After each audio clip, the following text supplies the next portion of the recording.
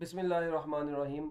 बच्चों, हम लोगों ने आज जो 2024 के पास पेपर्स के हम एमसीक्यूज़ को डिस्कस कर रहे थे, इसका आज जो है ये सरगोदा बोर्ड का 2024 का पेपर है। बड़ा ही अच्छा पेपर है और बड़े ज़बरदस्त किस्म के इसमें एमसीक्यूज़ उन्होंने दिए थे।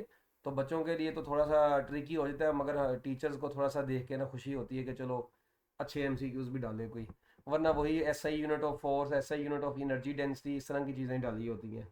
कहते हैं दूसरे वाला मुश्किल ही बोल दिया। अब हमें तो एनर्जी डेंसिटी के भी ऐसा यूनिट नहीं पता है। चलो कोई नहीं, खैर है। अच्छा, अब यहाँ पे बच्चों एमसीक्यू है पहला। कहता है जी the capacitance of a charged capacitor is c. एक चार्ज कैपेसिटर, उसकी कैपेसिटेंस कहता है सी है। और कहता है energy stored on the amount of the charge is you, और जो एनर्जी स्टोर हुई है वो यू है। तो quantity of charge on the plates of the capacitor, तो कैपेसिटर की प्लेट्स पर जो चार्ज स्टोर होगा उसकी वैल्यू कितनी होगी। अब ना आप क्वेश्चन में देखें, उसने आप लोगों को एनर्जी, चार्ज चार्ज कैपेसिटेंस और एनर्जी, ये तीन चीज़ों की बात की है। चार्ज, कैपेसिटेंस और एनर्जी, इन तीन चीज़ों की बात की है बच्चों आपसे, ठीक है।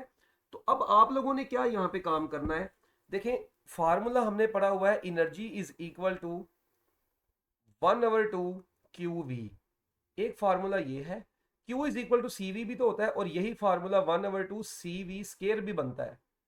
और इसी फार्मूले में हम इसी फार्मूले को हम Q square over 2 C B लिख सकते हैं। अब वो कैसे लिख सकते हैं देखें, उसके लिए हम v की जगह पे q ओवर c पुट कर देते हैं। तो v की जगह पे q ओवर c पुट करेंगे तो q q से आके मल्टीप्लाई हो जाएगा ना, तो क्यू स्केयर ओवर 2c बन जाएगा। पहले बताइए फार्मूला समझ में आ गया है? जल्दी जल्दी बता दो, शाबाश। अच्छा, अब बात ही खत्म होगी, अब q निकालना है आपने। तो q स्केयर किसके बराबर आएगा? 2uc। तो बच्चों q is equal to √2u into c. So आपके इस एमसीक्यू का आंसर बन जाएगा चार्ली ऑप्शन। ओके बच्चों, तो ये आप देख लें, आसान सा एमसीक्यू था ये। इसमें अब तीन एमसीक्यूज आपको मैंने और बता दिए। एनर्जी स्टोर्ड इन कैपेसिटर का एक फार्मूला 1/2 क्यू वी भी है, एक फार्मूला 1/2 सी वी स्केयर भी है, और एक फार्मूला क्यू स्केयर ओवर 2 सी है। अब हमने तीसरे वाला क्यों यूज किया? क्योंकि हमारे क्वेश्चन में ये तीन लफ्ज ही तो मेंशन किए गए हैं ना। तो देखें क्या क्वेश्चन में वी का लफ्ज मेंशन है? जब नहीं है तो हमने वी वाला फार्मूले की तरफ जाना ही नहीं था जिसमें वी आता है। ओके बच्चों, इसके बाद दूसरा एमसीक्यू कहता है अगर 4 ज़रब 10 की power 20 electron volt energy is required to move a charge between one coulomb between 2 points, then the potential difference v is equal to w over q होता है। v इज इक्वल टू क्या होता है? w over q। तो बात बच्चों खत्म हो गई। अब w तो 1 कूलम है, w कितना है? 1 कूलम। तो अगर अपना सॉरी q 1 कूलम है, q अगर 1 कूलम होगा तो v is equal to w ही होगा। तो W कितना है? 4 ज़रब 10 की पावर 20। तो बच्चों 4 ज़रब 10 की पावर 20।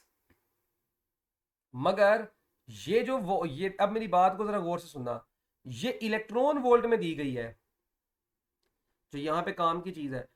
जबकि हमें इसको पहले जौल में कन्वर्ट करना है। किस में कन्वर्ट करना है? जौल में। तो 4 इंटू 10⁻20 को 1.6 इंटू 10⁻−19 से मल्टीप्लाई करवाएं तो बताएं कितना बनता है? कितना बनता है ये? अब ये 20 है या 30 है ये मुझे क्लियर नहीं नजर आ रहा। कोई और क्लियर देख सकता है तो भाई देख लो। देखो ना यार, v is equal W over Q है। w की जगह आपने पुट करना है 4 ज़रब 10 की पावर 20, लेट्स सपोज 20 कर लेते हैं। और इलेक्ट्रॉन वोल्ट है तो 1.6 इंटू 10 की पावर -19 से भी तो मल्टीप्लाई करवाएंगे ना। और q तो आपके पास 1 कूलम है, यानी q तो 1 है, ठीक है। यूनिट ना लिखें। अब यहाँ पे इसको सोल्व करेंगे तो आपका आंसर वोल्ट में आएगा, क्योंकि वोल्ट होता है जौल पर कूलम। ऊपर जौल में होगा, नीचे कूलम में होगा, तो जौल पर कूलम। जो भी आपका आंसर आएगा वो देख लीजिएगा। मेजर चीज थी बस आपको फार्मूला पता चल जाए। डन, चलें सिक्सटी आगे। फोर सिक्स 64 64 वोल्ट आता है। चलो ठीक हो गया।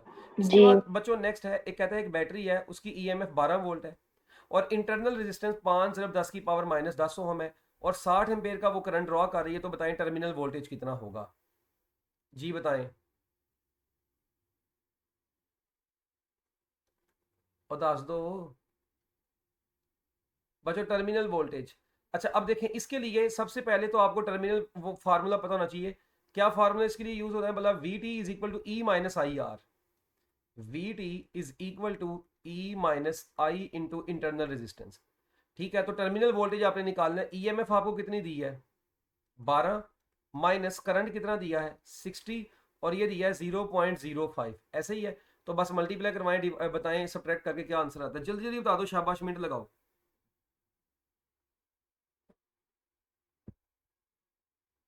जी बच्चों,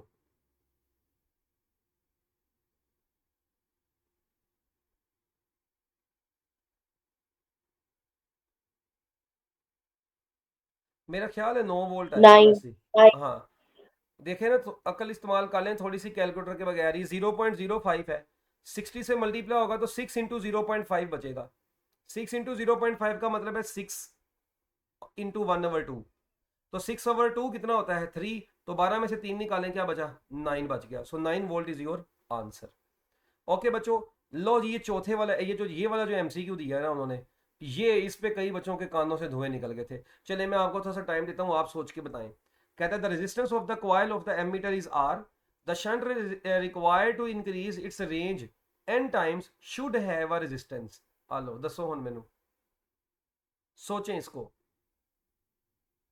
मैं वीडियो पॉज कर देता हूँ, आप उतने सोचें। अच्छा, अब ना पुत्र बहुत टाइम हो गया, इधर देखें, जनरल सी बात है, कोई इतना मुश्किल सवाल नहीं था, या कोई इतनी ज़्यादा जो है ना वो लंबी साइंस नहीं थी यहाँ पे लगनी। एक मिनट ज़रा, मैं कह रहा था कोई जगह देख लूँ, मगर जगह ना यहाँ पे कम लग रही है मुझे। चलो इधर देखो, सबसे पहले तो ना पुत्र आप ये देखें, the resistance of the coil of M meter, उसने बोला है कि आर, एम मीटर की कॉइल की जो रेजिस्टेंस है वो उसने क्या बोल दी है, आर। ओके, अच्छा, उसके बाद ये कहता है शंट रेजिस्टेंस कितनी चाहिए होगी अगर हम, ये जो लफज लिखे ना इंक्रीज इट्स रेंज। अच्छा, एम मीटर की रेंज क्या होती है, रेंज ऑफ एम मीटर, अगर आप शंट रेजिस्टेंस का फार्मूला जानते हो तो पहले तो मुझे ये बताएं, शंट रेजिस्टेंस का फार्मूला क्या होता है। I g, r s is equal to I g r I g g over over. I minus I g, यही है। अच्छा, यस। बस खत्म हो गया सवाल। इधर देखो, उसने आपको बोला, आई जी को नहीं मैंने छेड़ा, ठीक है, उसने आपको बोला कि ये जो आई है ना, ये इसको आपने एन टाइम्स बढ़ा दिया है। ये नहीं, सवाल पढ़े, ये आई जो होता है ना इस फार्मूले में, यही तो रेंज ऑफ एम मीटर होता है। इस आई को ही तो बच्चों रेंज ऑफ एम मीटर बोलते हैं। तो उसने बोला कि रेंज ऑफ एम मीटर आपने एन टाइम्स कर दी है गैल्वानोमीटर के करंट के, तो आपने आई की जगह एन आई जी लिख दिया। आई जी को कॉमन लेंगे, वो कट जाएगा, ऊपर बचेगा आर जी, नीचे बच जाएगा n-1। और गैल्वानोमीटर की कॉइल की रेजिस्टेंस को उसने आर जी की बजाय जस्ट आर बोला हुआ है सवाल में पढ़ने, तो R over n-1 is your answer. Did you all understand? अच्छा था ना ये? अब यस सर। देखें कितना ट्रिकी सा एमसीक्यू था, बंदा सोच ही पड़ जाए ना, देखने देखे तो वो कहता है यार पता नहीं क्या मुश्किल सवाल पूछे, हालांकि मुश्किल सवाल नहीं था, आपकी बुक से रिलेटेड था, ना कोई सिलेबस से बाहर था। तो इस तरह के सवाल एंट्री टेस्ट में भी बहुत ज्यादा आ जाते होते हैं। इसके बाद क्या कहता है when electron moves through a magnetic field then change occurs in. हाँ जी,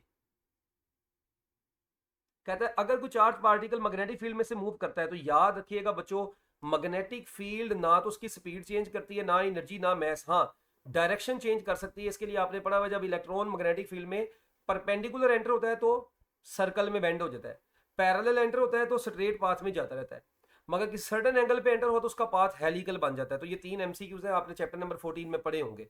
मगर फिलहाल इस एमसीक्यू का आंसर था डायरेक्शन चेंज हो जाती है, क्योंकि वो मैग्नेटिक फील्ड में जब एंटर होता है तो मैग्नेटिक फील्ड में किसी सर्टेन एंगल पे एंटर हो तो उसकी वेलोसिटी के भी कंपोनेंट बनते हैं ना, तो इस वजह से ओवरऑल उसकी डायरेक्शन में चेंज आ जाता है। इसके बाद the EMF linked with the same coil when the rate of change of the current in the coil is unity.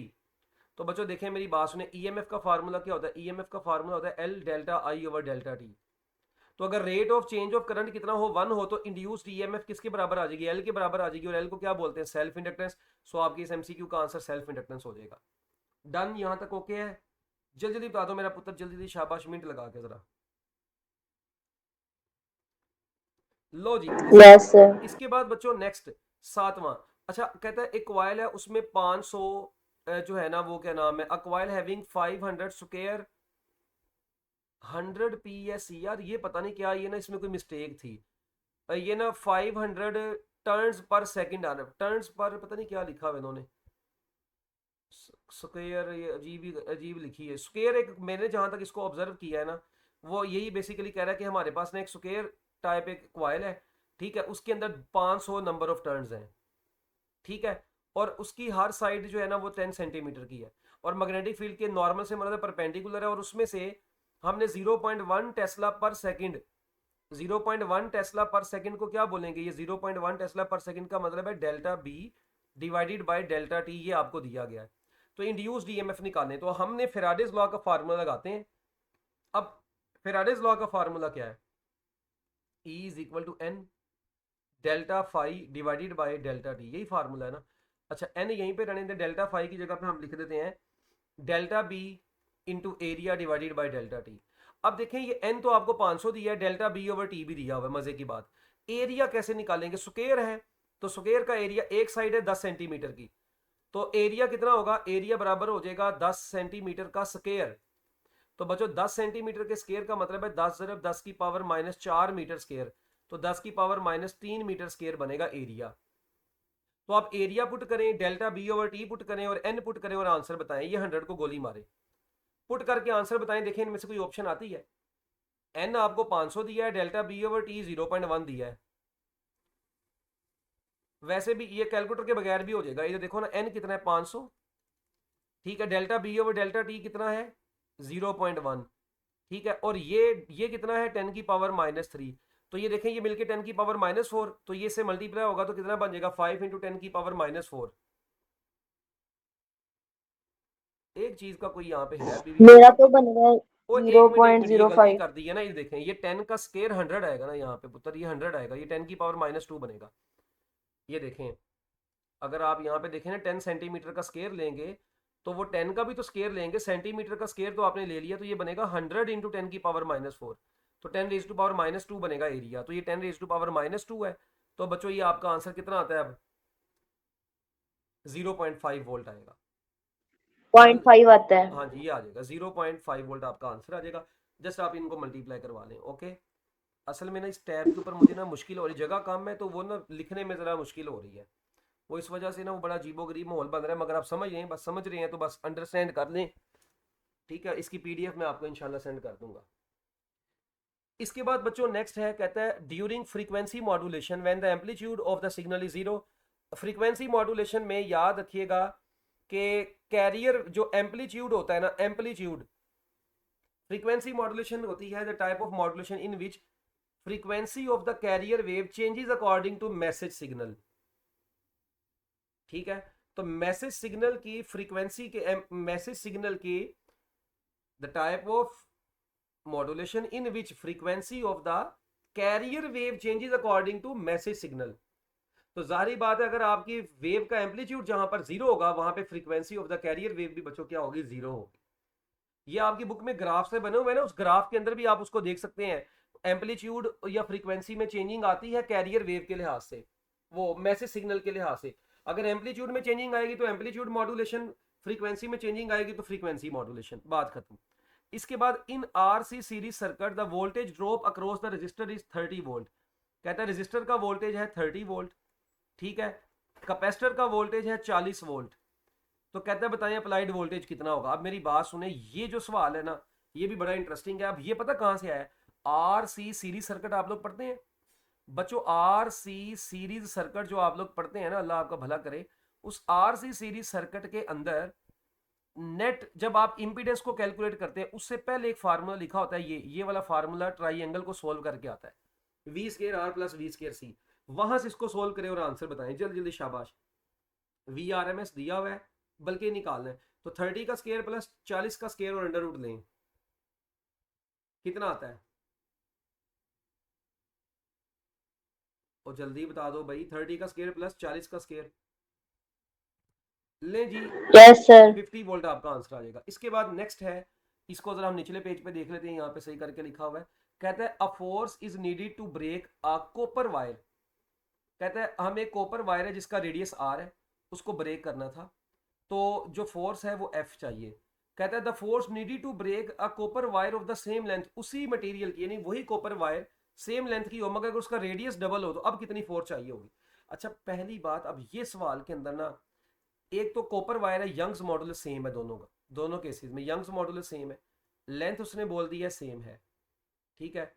अच्छा उसके बाद कहता है कि बताएं फोर्स कितनी चाहिए अब की बार, ठीक है, जबकि रेडियस पहले आर था और अब की बार रेडियस 2r है। तो जब रेडियस आर था तो फोर्स उसने बोला है एफ है, सपोज करें अब 2r के लिए फोर्स कितनी होगी? अब मेरी एक बात सुने, यंग्स मॉडुलस का फार्मूला क्या आपने पढ़ा हुआ है? एफ एल ओवर ए डेल्टा एल, ये कहाँ पे पड़ा है भला? यंग्स मॉडुलस होता है स्ट्रेस ओवर स्ट्रेन, तो स्ट्रेस और स्ट्रेन का पुट करके आपकी बुक में लिखा भी हुआ है ये, ठीक है। तो यहाँ से एफ किसके बराबर आएगा? एफ बराबर आएगा Y A delta L divided by L. अब y भी कांस्टेंट है, डेल्टा एल भी कांस्टेंट है, एल भी कांस्टेंट है, पीछे f का एरिया के साथ डायरेक्ट रिलेशन हुआ, और एरिया में रेडियस का स्क्वायर भी आता है, तो f is directly proportional to radius का स्क्वायर। तो बच्चों बस बात खत्म होगी। अगर आप रेडियस को डबल कर देंगे तो फोर्स जो है वो पहले से 4 गुना बढ़ जाएगी। 4f is your answer. अब आप ये सोच रहे होंगे सारी ये एमसीक्यूज बच्चों ने कैसे किए होंगे? पुत्र ये बस दिमाग लड़ाया होगा उन बच्चों ने जिन्होंने तो एंट्री टेस्ट के किसी टीचर से पढ़ा होगा, वो तो बेचारा कर कुर लेना था, तो ठीक है। जिसने वैसे ही पढ़ा होना था या प्रैक्टिस इतनी नहीं की होनी थी, नॉर्मल पढ़ा होना था, ठीक है, जिसने सिर्फ पेपर पास होने के लिए पढ़ा होना था, वो तो सारी बात है फिर जलील हुआ होगा, उसने तुक्के शुक्के लगाए होंगे, ठीक है। वैसे इतना मुश्किल पेपर देना नहीं चाहिए, ठीक है, नॉर्मल पेपर बनाना चाहिए ताकि जो आप जैसे बच्चे भी हैं थोड़े वो भी ज़रा अच्छे तरीके से कोई 10 के नंबर तो ले ही लेना, ठीक है। तो बहरहाल चलें, किस्मत जब ख़राब हो बंदे की तो पता कोई नहीं चलता। इसके बाद कहता है in common emitter transistor amplifier the input signal and output signal are always.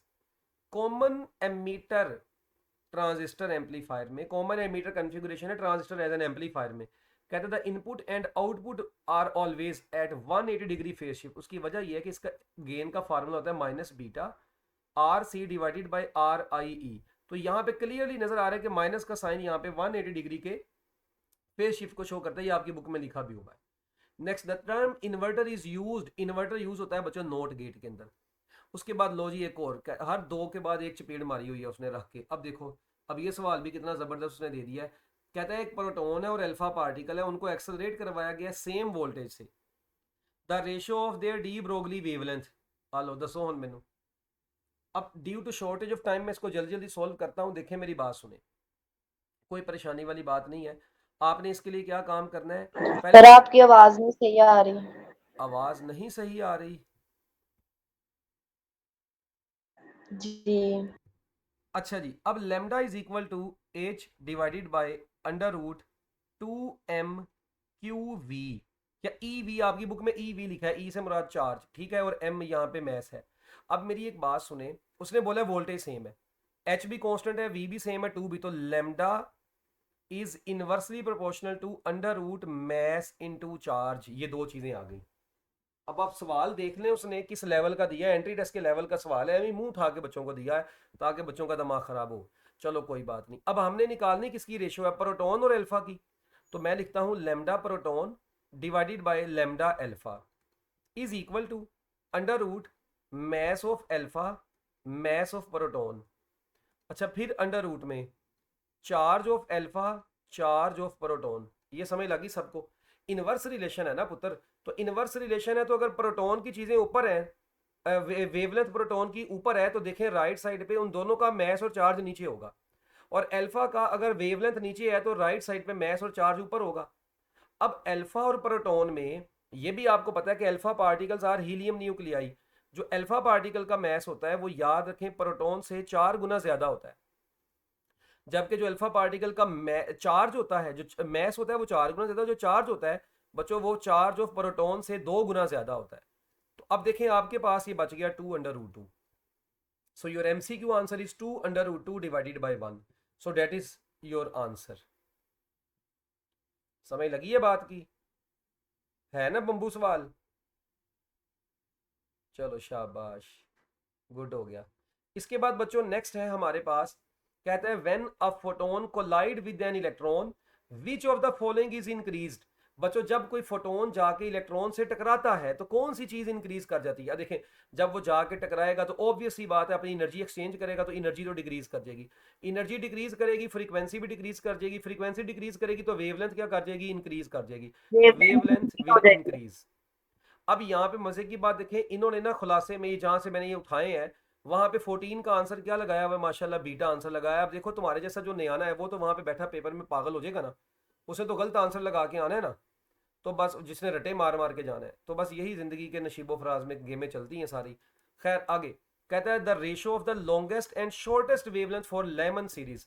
अब लाइमन सीरीज में शॉर्टेस्ट और वेवलेंथ, तो इसका आंसर है 4/3। अब ये पुत्र कैसे है ये देखें। अब इसमें होता ये है, लाइमन सीरीज का फार्मूला क्या होता है, 1 over lambda is equal to Rydberg constant 1 over 1 का स्केयर माइनस 1 ओवर 2 का स्केयर, बल्कि 1 ओवर n का स्केयर करते हैं ना। अच्छा अब मेरी बात सुने, ये लाइमन सीरीज का फार्मूला है, ठीक है। अब अगर आपने मिनिमम वेवलेंथ निकालनी हो, मैं बस आपको शॉर्ट तरीका बता रहा हूँ, इसके शॉर्टकट भी हैं रेशियो निकालने के, वो एंटीटेस्ट में हम बताते हैं। मिनिमम वेवलेंथ निकालने के लिए ना आपने n को इन्फिनिटी पुट करना है, बात खत्म।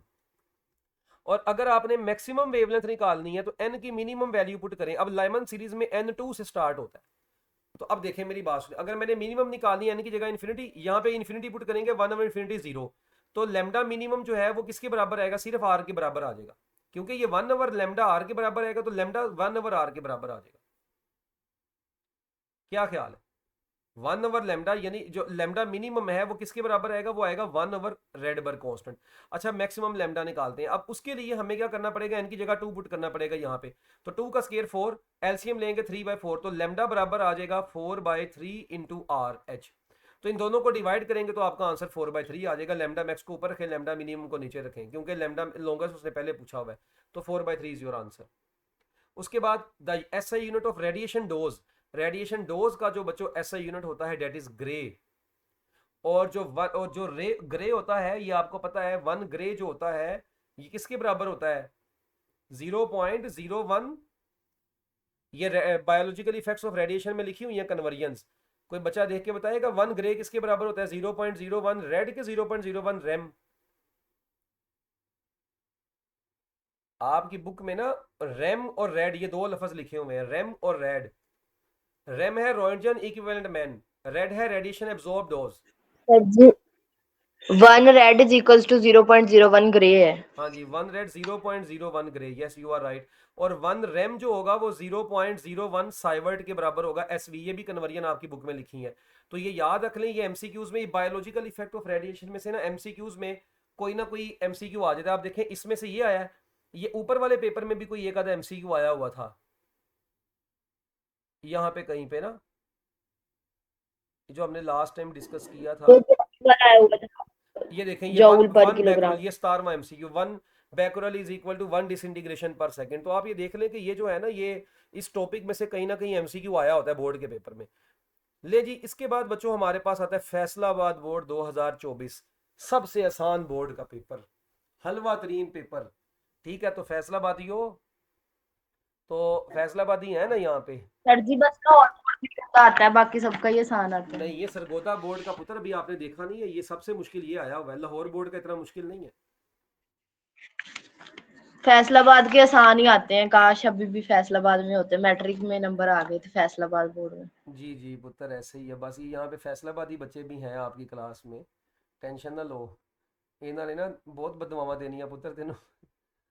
अच्छा चलो देखें, कहते हैं when an insulating medium is placed between the charges, तो कूलम फोर्स क्या कर जाती है। तो बच्चों अब देखें epsilon R is equal to F air divided by F medium. तो बच्चों जैसे ही हम कोई डाइलेक्ट्रिक ला के रखते हैं तो बच्चों फोर्स जो होगी वो क्या कर जाएगी, रिलेटिव परमिटिविटी इंक्रीज करेगी तो फोर्स डिक्रीज करेगी, तो इसका आंसर है डिक्रीज। ये कूलम्स लॉ के आखिरी पैराग्राफ में से आया। और मजे की बात ये मैंने आपको देखें, अगर ऊपर आपको याद हो ना थोड़ा सा, यहाँ पे ये मैं डिटेल में बातें बता के भी आया था, ये जब मैंने एनर्जी स्टोर्ड की बात की थी ना यहाँ पे पहले एमसीक्यूज में, तो मैंने आपको डाइलेक्ट्रिक कांस्टेंट की उस वक्त भी ये बातें बताई हैं प्रीवियस लेक्चर में, तो देख लें उसी से रिलेटेड ये आ गया। बल्कि डाइलेक्ट्रिक कांस्टेंट की मेरे ख्याल इसमें भी बात हुई हुई है, ये देखें ये वाले में भी बात हुई हुई है कि जब हम ला के रखते हैं तो फोर्स ही देखें। अब यही डाइलेक्ट्रिक वाला सवाल आप देखें कितना इंपॉर्टेंट है कि ये 2024 के डीजी खान बोर्ड में भी आया है और यही सवाल बच्चों फैसलाबाद बोर्ड के पेपर में भी आ गया। तो अब आप खुद ही देख लें, आप कंपैरिजन कर सकते हैं कि जो पेपर में एमसीक्यूज आ रहे हैं ना वो किस टाइप के आ रहे हैं। इसके बाद कहता है if the time constant of RC circuit is small, कहता है अगर आरसी सर्किट का टाइम कांस्टेंट स्मॉल होगा द कैपेसिटर इज चार्ज और डिस्चार्ज। तो बच्चों कैपेसिटर देखें T इज इक्वल टू होता है RC, ठीक है। अगर T कम होगा तो RC भी कम होगा, T ज्यादा होगा तो RC भी ज्यादा होगा। RC ज्यादा होने से मुराद है T ज्यादा होगा, T ज्यादा होने से मुराद ये है कि कैपेसिटर देर से चार्ज और डिस्चार्ज होगा। T कम होने से मुराद है कैपेसिटर जल्दी चार्ज और डिस्चार्ज हो रहा है। तो अगर RC स्मॉल होगा इसका मतलब है कैपेसिटर रैपिडली चार्ज और डिस्चार्ज होगा। ये चार्जिंग एंड डिस्चार्जिंग के टॉपिक में लिखा भी हुआ है। इसके बाद the charge carriers in electrolyte, electrolyte में जो चार्ज कैरियर्स होते हैं आपको पता है बच्चों वो पॉजिटिव एंड नेगेटिव आयंस होते हैं, जबकि गैसेस में इलेक्ट्रॉन्स एंड आयंस होते हैं। इलेक्ट्रोलाइट्स में पॉजिटिव और नेगेटिव आयंस, जैसे कॉपर सल्फेट की बात करते हैं, ठीक है। अच्छा, फ्री इलेक्ट्रॉन्स किस में होते हैं? मेटल में फ्री इलेक्ट्रॉन होते हैं। होल्स और इलेक्ट्रॉन्स जो होते हैं वो सेमीकंडक्टर्स में होते हैं, प्रोटॉन कल्ले किसी में नहीं होते। उसके बाद ऐसा unit of permeability of free space, permittivity एक होती है परमिटिविटी, एक है परमिएबिलिटी, इसको म्यू नोट बोलते हैं। तो weber per ampere per metre, तो ये बच्चों वेबर इसका, पर मीटर पर मीटर। हाँ जी, तो ये इसका चार्ली ऑप्शन बन जाएगा। लॉरेंट्ज फोर्स इज, आपको पता है इलेक्ट्रिक फोर्स और मैग्नेटिक फोर्स दोनों का सम होती है, तो electric force Q E, magnetic force Q V cross B. उसके बाद N S over N P for a step up transformer. लो जी, कितना मुश्किल सवाल पूछ लिया। देखें, स्टेप अप ट्रांसफार्मर वो होगा जिसमें सेकेंडरी का वोल्टेज प्राइमरी से ज्यादा होगा, उसी को स्टेप अप बोलेंगे ना, जो वोल्टेज को बढ़ाएगा। तो एन एस भी फिर एन पी से क्या होगा, बड़ा होगा। तो अगर एन पी को इधर लेके डिवाइड कर दें तो N S over N P बच्चों किससे बड़ा आ जाएगा, वन से बड़ा आ जाएगा। तो N S over N P greater than one आएगा, ठीक है। इसके बाद सातवां नीचे लिखा हुआ है, इधर पढ़ लेते हैं। कहते हैं the back EMF in the generator is in agreement with the law of conservation. Obviously बात है, law of conservation of energy से ही मैच करेगी, क्योंकि बैक ईएमएफ जो है ये law of conservation of energy के मुताबिक ही तो आती है। यहाँ पे एनर्जी देंगे तो एनर्जी लेंगे, ठीक है। इसके बाद at what frequency will an inductor of 1 Henry have a reactance of 500 ओम। अच्छा, किस फ्रीक्वेंसी पे इंडक्टर की रिएक्टेंस जो है वो 500 ओम होगी। इंडक्टर की बात कर दी तो X L is equal to 2 pi F L. तो बच्चों यहां से बताएं जरा मुझे, हमने क्या निकालना है, फ्रीक्वेंसी निकालनी है। तो एक्स एल किसके बराबर आ जाएगा, 2 पाई एफ के बराबर आ जाएगा। एक्स एल की वैल्यू कितनी है, 500। 2 पाई, अपनी पाई की जगह पे अपना यहाँ पे एल आएगा ना, हाँ, पाई थ्री ऐसे ही पॉइंट रहने वन दें और फोर यहाँ पे एल की जगह 1 आ जाएगा। तो 250 डिवाइडेड बाय पाई आ गया है, ठीक है। अब 79 पॉइंट हाँ, अब इस तरह ये से आ रहा है ये 79 तो। पॉइंट समथिंग बनेगा, जो कि आपका आंसर 80 हर्ट्ज बन जाएगा। इसके बाद बच्चों next, at high frequency R L C series circuit. अगर हाई फ्रीक्वेंसी होती है तो R L C series circuit किसके तौर पे बिहेव करता है। देखें, एट हाई फ्रीक्वेंसी होता आर ये है कि एक्स एल हाई हो जाता है, ठीक है, और हाई फ्रीक्वेंसी पे एक्स सी जो होता है ये लो हो जाता है। तो इसका मतलब है कि एक्स एल एक्स सी से बड़ा होगा और सर्किट आपका बिहेव करेगा फिर आर एल सीरीज सर्किट के तौर पे। ये आपकी बुक में क्लियर करके लिखा हुआ है आर एल सीरीज सर्किट के तौर पे। तो आप ये देख लें, सीरीज रेजोनेंस सर्किट के टॉपिक में से ये एमसीक्यू आया है। उसके बाद an example of donor. Donor बोलते हैं जो पांचवें ग्रुप के एलिमेंट होते हैं, फिफ्थ ग्रुप के एलिमेंट। तो फिफ्थ ग्रुप में नाइट्रोजन, फास्फोरस, आर्सेनिक, एंटीमनी और बिस्मथ, ये होते हैं। तो बच्चों हमारे पास इसका आंसर क्या बन जाएगा, phosphorus. So phosphorus is your answer. Fast. इसके बाद Boolean expression of over gate. अलो दसो मुझे, ये तो मैटर का बच्चा भी कर सकता था ना, X is equal to A plus B. इसके बाद बच्चों 12वां एमसीक्यू देखते हैं। कहता है the current flowing through the base of the transistor is 25 micro ampere while the collector current is 5 milli ampere. तो कहता है बताएं करंट गेन क्या होगा। तो करंट गेन का फार्मूला होता है beta is equal to I C divided by I B, ठीक है। अब आप देखें, कलेक्टर का करंट भी आपको दिया है, बेस का करंट भी दिया है। तो मेरा ख्याल है बेस का करंट है 25 और कलेक्टर का करंट कितना है, 5 है। तो ये 1/5, तो ये आपका आंसर कितना आ जाएगा, सर जी, माइक्रो एम्पेयर है। ओके ओके, सॉरी, ये एक माइक्रो में है, ये एक माइक्रो है तो माइक्रो में 10 की एक मिली पावर में है। -6 है, और ये 10 की पावर -3 है। तो कितना बनेगा ये, सर जी, एक मिनट 25 वाला जो है वो माइक्रो में है, एक 5 मिनट वाला एक मिली मिनट में है। ओ एक मिनट एक मिनट, हाँ मैं दोबारा कर देता हूँ। ये जो बच्चों आई सी है, कलेक्टर का करंट है, ये है 5 × 10 की पावर -3, और बेस का करंट है 25 × 10 की पावर -6। तो ये तो 1/5 बनेगा, मगर यहाँ पे ये 10 की पावर 3 बचेगा। तो 1000/5 कितना हो जाएगा, हाँ जी।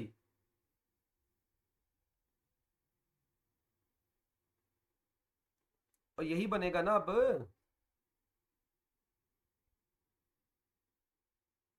तो लें जी, आपका आंसर आ गया 200।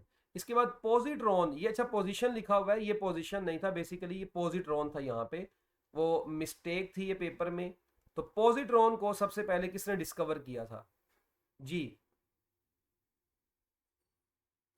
पॉजिट्रॉन को एंडरसन, कार्ल एंडरसन ने, बुक में लिखा होगा ये, ठीक है। अच्छा, कई लोग इसको कार्ल ना, एंडर हाँ जी, कई लोग ना इसको पोजीशन भी कह रहे थे ना लास्ट टाइम, पोजीशन भी किसी दो तीन टीचर्स कह रहे थे कि पोजीशन और मोमेंटम अनसर्टेनिटी जो थी ये हाइजनबर्ग ने एक्सप्लेन की थी, तो कई लोग इसको पोजीशन के लिहाज से हाइजनबर्ग भी बोल रहे थे। तो मगर ये है कि पोजीशन, आइडिया ठीक है। इसके बाद बच्चों अब black body is, black body बच्चों याद रखिएगा गुड एब्जॉर्बर, आपने सॉरी आपने पढ़ा था आइडियल रेडिएटर आइडियल एब्जॉर्बर होती है। Black body is ideal absorber as well as ideal radiator. तो आइडियल एब्जॉर्बर तो लिखा नहीं हुआ, आइडियल रेडिएटर लिखा हुआ है, तो आपका इस एमसीक्यू का आंसर है 14। Black body intensity distribution diagram से ऊपर वाली लाइन में लिखी हुई है ये बात। The radius of third orbit of hydrogen atom, अब मेरी बात सुने, third orbit of hydrogen atom के लिए क्या करेंगे, r n is equal to n square r one होता है। यहाँ पे एन की जगह पे 3 आ जाएगा और आर वन होता है 0.53 नैनोमीटर के 0.053 नैनोमीटर। कितना होता है आर वन, तो यहाँ पे 0.053 और इसको मल्टीप्लाई करवा दें 9 से, तो बच्चों आपके इस एमसीक्यू का आंसर जो है वो बन जाएगा ये 0.477 नैनोमीटर। उसके बाद which basic force of nature has only repulsive nature, जिसमें सिर्फ और सिर्फ बच्चों रिपल्सिव नेचर होती है जी। बुक में कहां पर लिखा हुआ है वीक न्यूक्लियर फोर्स, इसी टॉपिक में बेसिक फोर्सेस ऑफ नेचर के टॉपिक में लिखा हुआ है ये वीक न्यूक्लियर फोर्स। ये बच्ची सही कह रही, वीक न्यूक्लियर फोर्स का आंसर है जी। ठीक हो गया जी। इसके बाद बच्चों जो नेक्स्ट है हमारे पास ये half life of radon gas, अब ये देखें ये भी बुक में से आया है, हाफ लाइफ के टॉपिक में लिखा हुआ है जी। तो इसका आंसर है बच्चों 3.8 डेज। ये बुक से, अब इसी के साथ ना 2-3 मटेरियल्स की और भी लिखी हैं, तो वो भी आप लोग याद रख लीजिएगा, वो भी एमसीक्यूज में आ सकती हैं।